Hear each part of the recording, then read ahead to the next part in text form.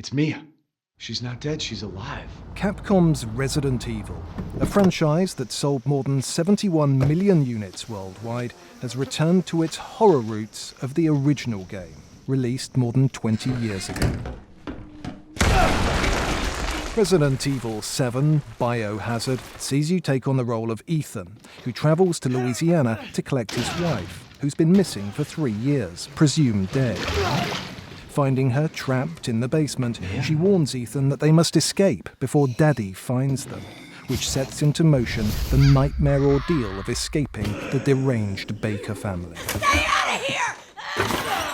Resident Evil began life in 1996. It took a third-person perspective and involved wandering around mansions, solving puzzles and destroying zombies. The fear factor coming from not knowing what was lurking behind the doors, or might suddenly come crashing through the windows.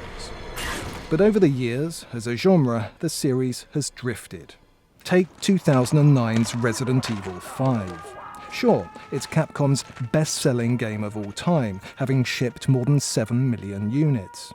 But it plays out as more of an action title than the trademark survival horror of earlier games, such as 2005's Resident Evil 4. I deserve this. During the development of Resident Evil 7, which is now a first-person experience, Capcom also experimented with virtual reality. Kitchen sees the player virtually tied up and attempting to escape a kitchen that doubles as a torture chamber. The demo was well received. We gotta get the hell out of here. And was a proof of concept for allowing gamers to play Resident Evil 7 on the PlayStation VR. One game that Resident Evil 7 has been compared to, because of its first-person approach to horror, is 2013's Outlast. Developed by Red Barrel Studio, it sees the player take on the role of a journalist investigating a remote psychiatric hospital in Colorado.